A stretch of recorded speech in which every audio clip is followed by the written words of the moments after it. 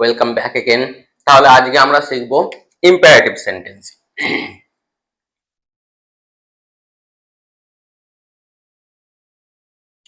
তো ইম্পারেটিভ সেন্টেন্সের যদি ডেফিনেশন বলি তাহলে ইম্পারেটিভ সেন্টেন্সের ডেফিনেশন কি? It gives an order, request or advice.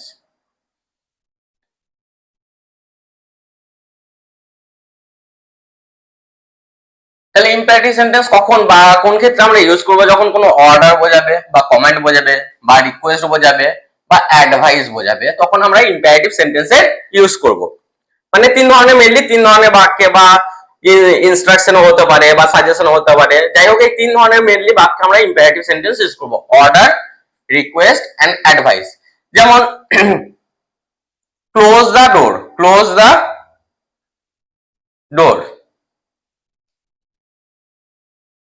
please give me your pen,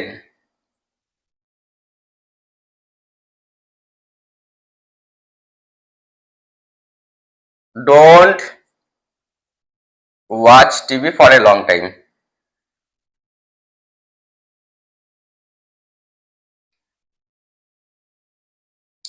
তো আমি এখানে তিন ধরনের বাক্য, যেহেতু বললাম তিন ধরনের বাক্যের ক্ষেত্রে ইম্পারেটিভ সেন্টেন্স ইউজ হয়, অর্ডার, রিকোয়েস্ট এন্ড অ্যাডভাইস, সেই কারণে আমি তিন ধরনের বাক্যের এক্সাম্পল দিলাম।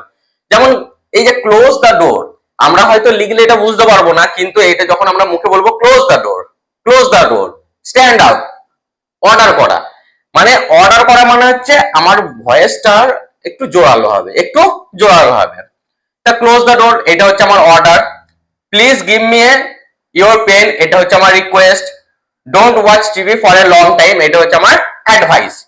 তো এখানে আমি একটা জিনিস দেখতে পাচ্ছিলাম, মানে একটা জিনিস দেখি, সেটা আমি কি বলেছিলাম যে ইম্পারেটিভ সেন্টেন্সের সাবজেক্ট বা প্রেডিকেট পার্টে যদি আমি আসি, তো এখানে আমি একটা জিনিস আগেও বলেছি, এখনো বলছি, ইম্পারেটিভ সেন্টেন্স সবসময় সেকেন্ড পারসনকে বলে, সবসময় সেকেন্ড পারসনকে বলে। তো এই সেকেন্ড পারসন মানে হচ্ছে ইউ, সেকেন্ড পারসন মানে হচ্ছে ইউ। তাহলে ইম্পারেটিভ সেন্টেন্সের সাবজেক্ট হচ্ছে ইউ, যেটা ইমপ্লাইড বা উজ্জ্ব থাকে। তাহলে এই যে ক্লোজ দ্য ডোর এটা পুরোটাই প্রেডিকেট, ইউটা হচ্ছে subject, please give me your pen এটা পুরোটাই প্রেডিকেট, ঠিক আছে, এরও সাবজেক্ট হচ্ছে you. Don't watch TV for a long time এটা পুরোটাই প্রেডিকেট, এরও সাবজেক্ট হচ্ছে ইউ। এরপর একটা জিনিস কি, আমি ইম্পারেটিভ সেন্টেন্স দেখলাম বা ডেফিনেশনে কি বলছি, কোনো অর্ডার বা কোনো রিকোয়েস্ট বা কোনো অ্যাডভাইস বোঝালে আমরা ইম্পারেটিভ সেন্টেন্সের ইউজ করি। তো ইম্পারেটিভ সেন্টেন্সের ইউজও দেখলাম, কিন্তু এই স্ট্রাকচার যদি আমি বলি, যেমন স্ট্রাকচারে যদি অর্ডারের স্ট্রাকচার হয়, অর্ডারের স্ট্রাকচার এটা হচ্ছে অর্ডারের এক্সাম্পল। অর্ডারের স্ট্রাকচার কি? প্রথমেই মেন ভার্ব বসবে, তারপরে আদার পার্টস। তাহলে এই স্ট্রাকচার গুলোকে আমাকে মনে রাখতে হবে, আগেও বলেছি স্ট্রাকচার গুলো মেন। তা প্রথমে মেন ভার্ব বসবে, তারপরে আদার পার্ট।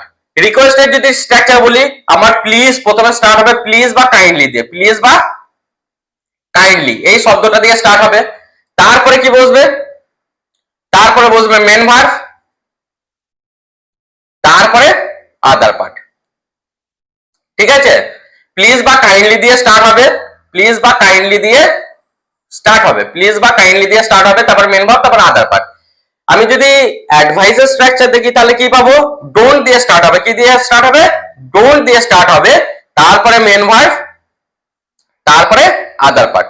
তাহলে সবকিছু দিয়ে আমি স্ট্রাকচার কি পেলাম? মেনলি ইম্পারেটিভ সেন্টেন্সের স্ট্রাকচার হয় main verb plus other part, যেহেতু সাবজেক্টটা ইউ, এটা উজ্জ্ব থাকে বা ইমপ্লাইড থাকে, যেটা আমি বললাম। তো এখানে আমি দেখে নিলাম মেন ভার্ব, অর্ডার লিখতে গেলে আমাদের main verb plus other part লাগে। যদি আমি রিকোয়েস্ট সেন্টেন্স লিখি, তাহলে আমাদের প্লিজ বা কাইন্ডলি শব্দটা ইউজ করতে হবে প্রথমেই, তারপরে মেন ভার্ব, তারপরে আদার পার্ট। আমি যদি অ্যাডভাইস সেন্টেন্স লিখি, তাহলে আমাকে লিখতে হবে প্রথমে ডোন্ট লিখতে হবে, তারপরে মেন ভার্ব, তারপরে আদার পার্ট। এটা হচ্ছে স্ট্রাকচার।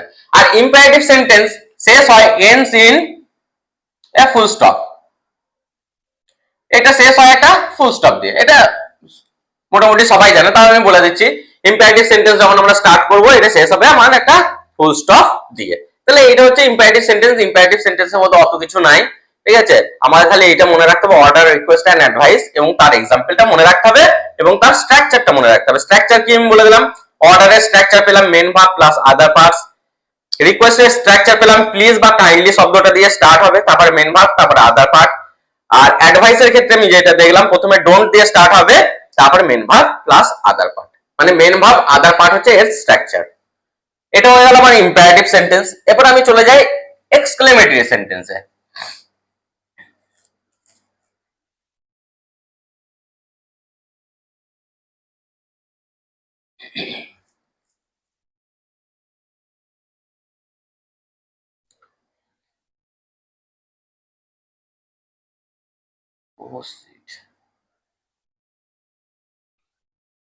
তো এক্সক্লেমেটরি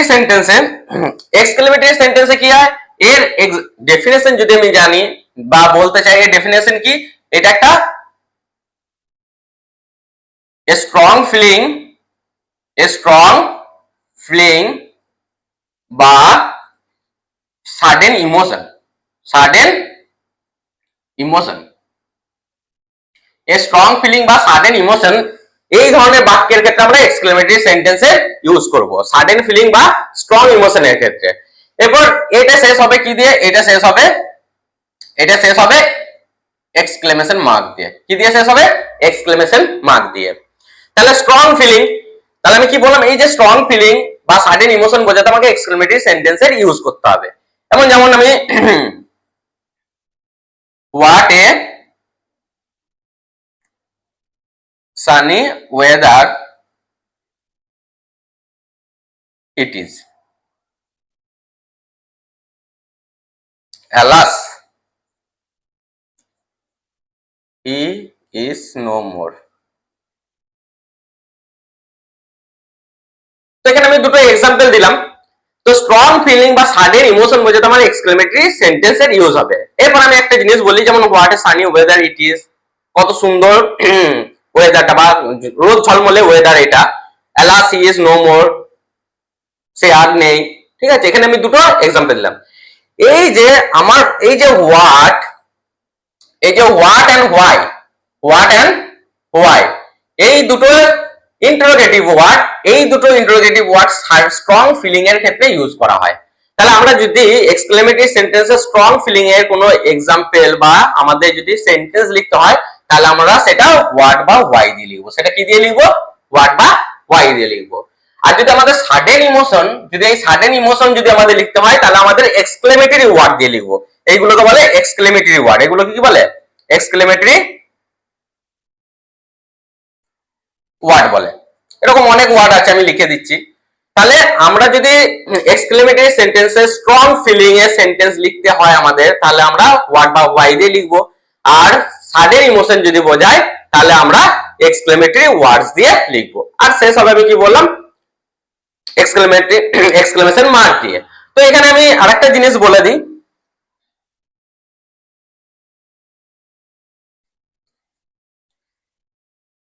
এই যে এখানে হোয়াট বা হোয়াইটা যেটা আছে, sorry not what, why, how, sorry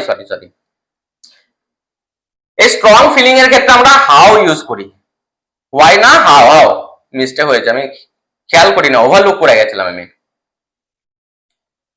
তা স্ট্রং ফিলিং বোঝাতে গেলে আমাকে হোয়াট এন্ড হাউ দিয়ে ইউজ করতে হয়। এই হোয়াটটা আমার নাউন হিসাবে কাজ করে, আমার নাউন হিসাবে, আর হাউটা কাজ করে আমার অ্যাডজেক্টিভ হিসাবে। হোয়াটটা কাজ করে নাউন হিসাবে, হাউটা কাজ করে অ্যাডজেক্টিভ হিসাবে। যেমন হোয়াট এ সানি ওয়েদার, যেটা আমি লিখলাম, what a sunny weather it is.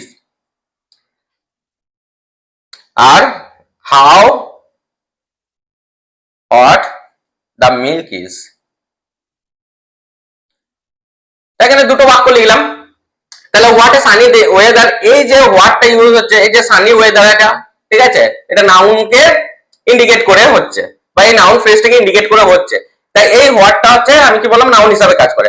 How hot, হাউটা use হচ্ছে হট, ঠিক আছে। How hot the milk is, এটা কি কি বোঝাচ্ছে? কোয়ালিটি বোঝাচ্ছে। কি বোঝাচ্ছে? কোয়ালিটি বোঝানো মানে আমার সেটা অ্যাডজেক্টিভ হিসেবে কাজ করা হয়। ঠিক আছে, তাহলে আমি স্ট্রং ফিলিং এর ক্ষেত্রে আমার দুটো প্রথমে আমি মিস্টেক বলে ফেলেছিলাম, আমি কারেক্ট করে দিচ্ছি। হোয়াট এন্ড হাউ ইউজ হয় এক্সক্লেমেটরি সেন্টেন্স লিখতে গেলে আমাদের যে স্ট্রং ফিলিং এর sentence what and how use করতে হয়, আর সাডেন ইমোশন বোঝাতে গেলে আমি কি বললাম এক্সক্লেমেটরি ওয়ার্ডস এর ইউজ করতে হয়, এখানে দুটো।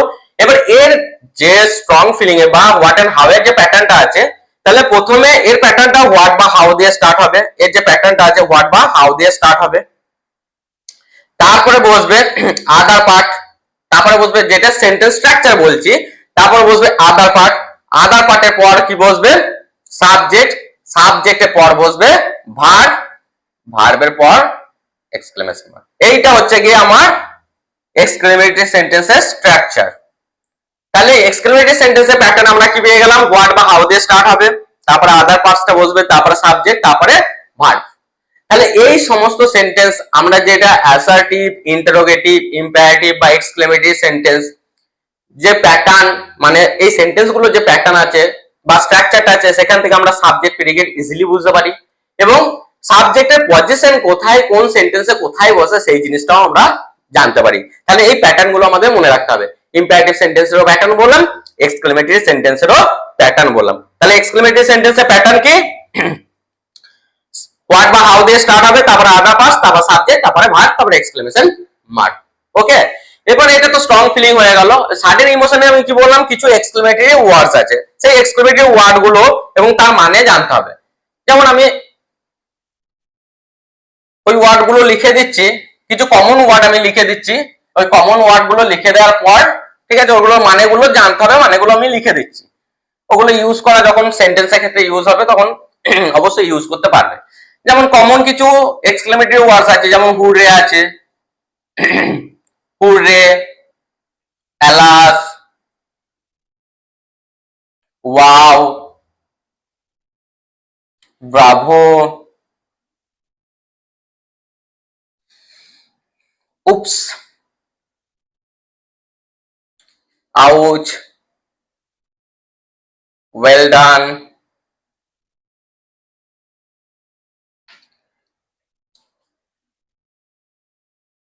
এটসেট্রা, আরো আছে। তো হুররে, অ্যালাস, ওয়াও, ব্রাভো, উপস, আউচ, ওয়েল ডান, এগুলো হচ্ছে এক্সক্লেমেটরি ওয়ার্ডস, এগুলো হচ্ছে এক্সক্লেমেটরি ওয়ার্ডস। ঠিক আছে, এগুলো হচ্ছে এক্সক্লেমেটরি ওয়ার্ডস, এইগুলো ইউজ করে আমার সেন্টেন্স লিখতে হয়। এবার এগুলো মানে, হুররে মানে কি বোঝায়, জয় বোঝায়, আনন্দ। হুররে মানে কি বোঝায়, জয় বা আনন্দ বোঝায়। অ্যালাস মানে হচ্ছে সরো, অ্যালাস মানে হচ্ছে সরো বোঝায়। ওয়াও, ওয়াও হচ্ছে সারপ্রাইজ বোঝায়, ওয়াওটা হচ্ছে সারপ্রাইজ বোঝায় বা অ্যামেজমেন্টও বোঝায়, সারপ্রাইজ বা অ্যামেজমেন্ট। ঠিক আছে, ব্রাভোটা হচ্ছে প্রেজিং বোঝায়, ব্রাভোটা হচ্ছে প্রেজিং করা, প্রেজ করা যেটা বলে, মানে প্রশংসা করা। উপস, উপসটা মিস্টেকের ক্ষেত্রে ইউজ হয় বা রিগ্রেট, মিস্টেকের ক্ষেত্রে, মিস্টেক বা রিগ্রেট, মিস্টেক বা রিগ্রেট মানে ভুল হয়েছে বা অনুশোচনা হচ্ছে, তখন আমরা উপসের ইউজ করি। আউচ, আউচ পেন, আউচ হচ্ছে পেন, যদি কোনো ব্যথা ব্যথা অনুভব করি আমরা আউচ শব্দটা। ওয়েল ডান, এই ওয়েল ডানটা প্রেস এর ক্ষেত্রে ইউজ হয়, প্রেস করা বা কনগ্রাচুলেশন জানানো, এই ক্ষেত্রে আমাদের ইউজ হয়। তাই এগুলো হচ্ছে মানে, এগুলো হচ্ছে মানে। তাই এই মানেগুলো, এই যে এক্সক্লেমেটরি ওয়ার্ডস গুলো আছে, এইগুলোর মানেগুলো জানলে আমরা অবশ্যই এক্সক্লেমেটরি সেন্টেন্সটার ইউজটা আমরা কমপ্লিটলি করতে পারবো। যেমন আমি দুটো এক্সাম্পল দিই। আউচ,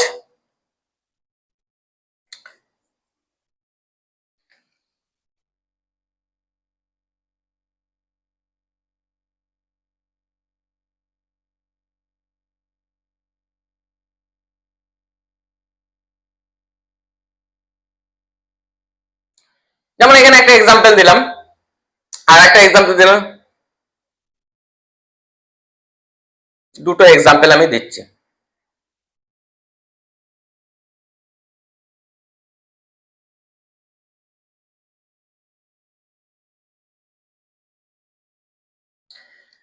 তো ouch, my finger is hurt, মানে আমার আঙুলটায় ব্যথা পেয়েছি। Bravo, you have done well. এইখানে যে দুটো এক্সাম্পল দিলাম, তাহলে এক্সক্লেমেটরি ওয়ার্ড যখন ইউজ করবো, ওটা আমাদের প্রথমেই সেন্টেন্সে বসে যাবে, প্রথমেই আমাদের সেন্টেন্সে বসে যাবে এবং এক্সক্লেমেশন মার্কটা বসে যাবে। এই এক্সক্লেমেটরি ওয়ার্ডস গুলোর পর আমাকে এক্সক্লেমেশন মার্কসটাকে ইউজ করে দিতে হবে ওর পরে। আউচ আমি বসালাম, আউচের পরে আমি এক্সক্লেমেশন মার্কটা ইউজ করলাম। ব্রাভো, ব্রাভোর পরে আমি এক্সক্লেমেশন মার্কটা ইউজ করলাম। এরপর এই এক্সক্লেমেটরি ওয়ার্ডস যখন আমরা ইউজ করব, তখন এই যে সেন্টেন্সটা হয়, এটা অ্যাসার্টিভ সেন্টেন্স হয়। এটা কি সেন্টেন্স হয়? অ্যাসার্টিভ সেন্টেন্স, যেমন my finger is hard, you have done well, এগুলো কি অ্যাসার্টিভ সেন্টেন্স। ঠিক আছে, তাহলে এইটা হয়ে গেল আপনার এইটা হয়ে গেল তোমাদের এক্সক্লেমেটরি সেন্টেন্স। তাহলে এক্সক্লেমেটরি সেন্টেন্সে যে সাডেন ইমোশনটা যেটা হচ্ছে এই ওয়ার্ড গুলো দিয়ে হয়। আরো এক্সক্লেমেটরি ওয়ার্ড আছে, এগুলো হচ্ছে কমন। ঠিক আছে, তো এগুলো মানে শুদ্ধ আমি লিখে দিয়েছি, আশা করি এবার তোমরা বুঝতে পারবে। তো এখানে এর কোনো প্যাটার্ন নাই, এর প্যাটার্ন কিছুই নেই। এটা আমি কি বললাম, এই ধরনের বাক্যের প্যাটার্ন কি, এটা অ্যাসার্টিভ সেন্টেন্স হবে আর প্রথমেই এক্সক্লেমেটরি ওয়ার্ডটা বসে যাবে। এবার এটা অ্যাসার্টিভ সেন্টেন্স মানে অ্যাসার্টিভ সেন্টেন্সে প্যাটার্ন নেবে। এটা হয়ে গেল এক্সক্লেমেটরি সেন্টেন্স। তো সেন্টেন্সের যে চারটে টাইপ ছিল, চারটে টাইপ শেষ হয়ে গেল। এরপরে যাব আমি টেন্সে, যে টেন্স থেকে ইংরেজির মেন জিনিস শুরু হয়, মানে ইংরেজি ভিত বলা যায়, টেন্সটাকে বলা হয় ইংরেজির পিলার। ঠিক আছে, তো আজকে আমি সেন্টেন্সের পার্টটা পুরোটা কমপ্লিট করলাম। নেক্সট পার্টে আমি নেক্সট চ্যাপ্টার স্টার্ট করব।